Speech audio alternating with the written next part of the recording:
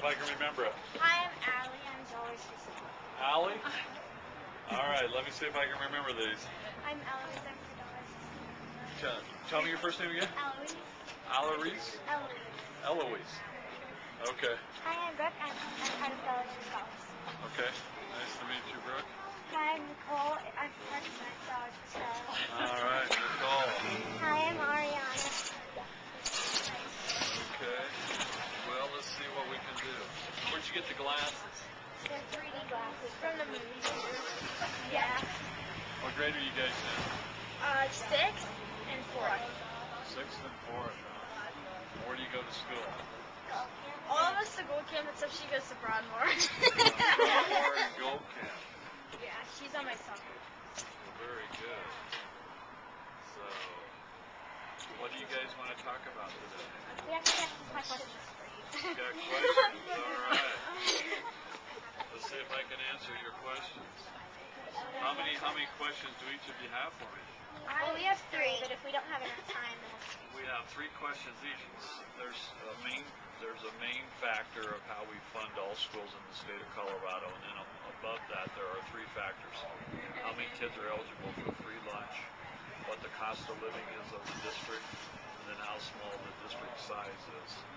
So the concept is if you live in Ellicott and you have to bus kids to school a lot, which you guys don't get buses, and maybe you live 20, 30 miles away from the school, the concept is that you get extra money to bus kids, and plus you might have, let's say you're a school district of 100 kids, and that's K-12, you might have only 4 or 5 kids in a math class of 10th grade, and the same as in smaller class sizes. So the class sizes tend to be smaller, but you need to have the same amount of teachers. And so it's a less efficient system, so we get more than that. So that's why the cut would be a little bit smaller. But I'd have to verify. I think we're cutting everybody the same percentage across the board. So whether you're at 12,000 or whether you're at 6,000, you're going to cut the same percentage. Okay.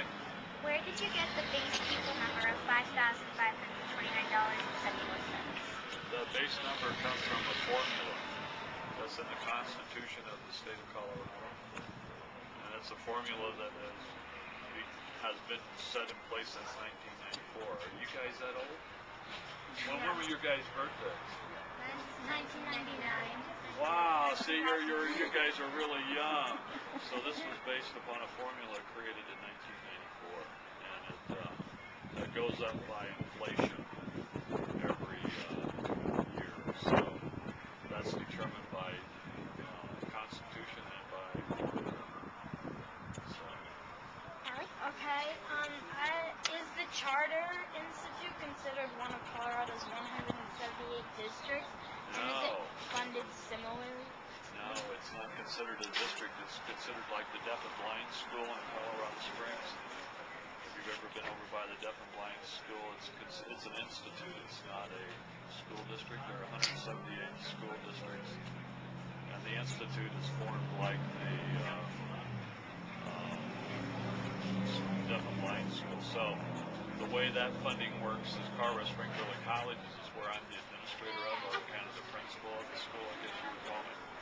It's funded based upon the funding of District 11 because it's located in District 11. So it's a different funding formula. And then each charter school is based upon the at-risk kids that are in the school district compared to the at-risk kids in the charter school. So it funds itself a little bit differently. Hopefully I don't have to go get a copy because I've been fighting the cold. So would you say that the Charter Institute receives more or less money than regular districts? Depends on the size of the district where they're located. So we have a charter school, CMCA, in our district. It's funded on the same amount that the district is funded. They have a high school called Vanguard, which is funded on the same amount of money that District 11 is funded. But CMCA is funded by what you guys are funded at the district, and Vanguard is funded by what it is at District 11. So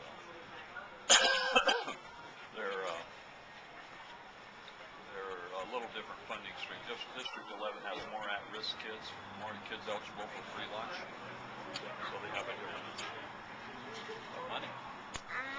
Why do smaller districts get more funding than bigger districts? Because typically it's a little more expensive to run a small district. They have a smaller class size, and they have situations where they have to bus kids a lot of times long ways to the school. So it's based upon scale of economics. Like in your classes, how many kids are in your classroom? 20. So in a small district, they might only have 5 kids in a class your same size, because they might only have 100 kids in the whole district, whereas Cheyenne Mountain probably has 4,000, 5,000 kids in the district. So but they have to pay a teacher, so we fund them a little bit more. About how many other districts are cutting their learning specialist programs? That's all an individual choice of the district. So they can cut teachers, they can cut bus drivers, they can cut busing, they can cut administrators, they can cut kind of whoever they want to cut. Learning. What's a learning specialist to you? It's people who teach gifted and talented or at-risk students. Well, special education and gifted and talented is somewhat mandated by the federal government to some degree. So they have to keep a special ed teacher in their schools. They can't get rid of special education teachers because they all get federal dollars under No Child Left Behind. So there's no way to totally cut it. But cutting it as in, like what you're doing to, like what they might do with the District 12 schools. What are they going to do with them? Tell me what they're doing. Like they're going to take away the learning specialist. Well, is that a final decision? No, but if they do, how many districts are considered? Oh, I wouldn't have any idea. But remember, we haven't finalized how much the school finances for next year. We projected to cut it $500, but we found about an extra $250 million. So we might only cut it $300 a student as opposed to $500. And we're going to work on that this week. So the district might not have to cut any.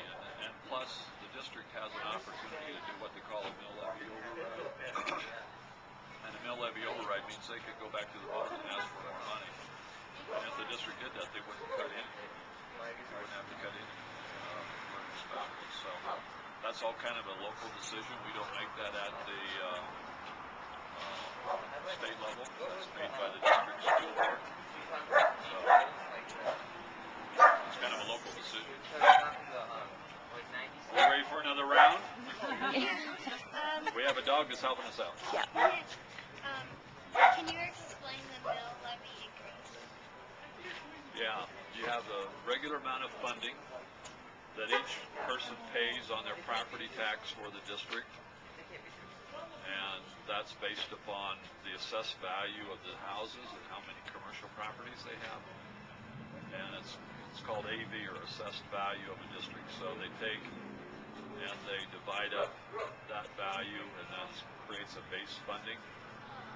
Then you can go above that base funding and do a mill levy override, which means you can go back and ask the people for extra money, and that extra money helps support schools. So you can